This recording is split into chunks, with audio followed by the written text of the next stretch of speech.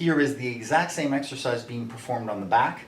The advantage now is that because I'm on my back and I'm freed from the obligations of stability and balance, and that I'm somewhat unshackled from the limitations of gravity, I can now fully recruit my legs, and I can play with my legs and educate my legs, as the Russians say, to make smart legs. So same deal, same absorption. I can pass, but that kind of a drop on the shin bone is unforgiving. So I'm looking as much as possible to be outside of my shin. I don't want my toes to be straight up and to absorb straight on the bone. I want to screw in.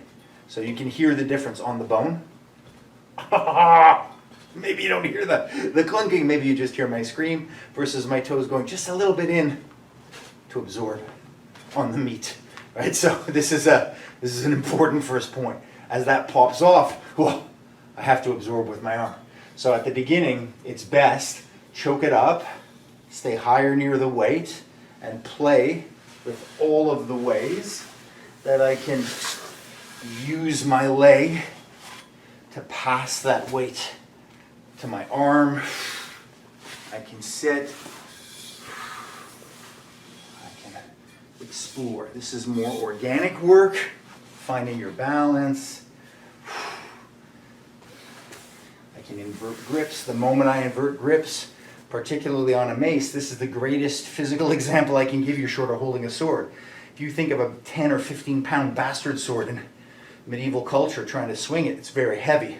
But if I switch the same weight and put the bulk of the weight at the bottom, now it's fast, now it's easier to manipulate. That's why the balance in a weapon is so important, and why so many of those weapons had either a large ball or counterbalance at the bottom to give you an advantage in the teeter-totter war, or else had such perfect balance that just resting it in the hand was natural. So I can play with any type of grip, mid-shaft, low. They all have different strengths and advantages. Balancing. And we'll be coming back to all of these exercises a little bit later on when we explore Mace, but I include it here now as an extrapolation so you can understand how everything interrelates and complements one another. Mace to club, club to mace, and both to combat and fitness.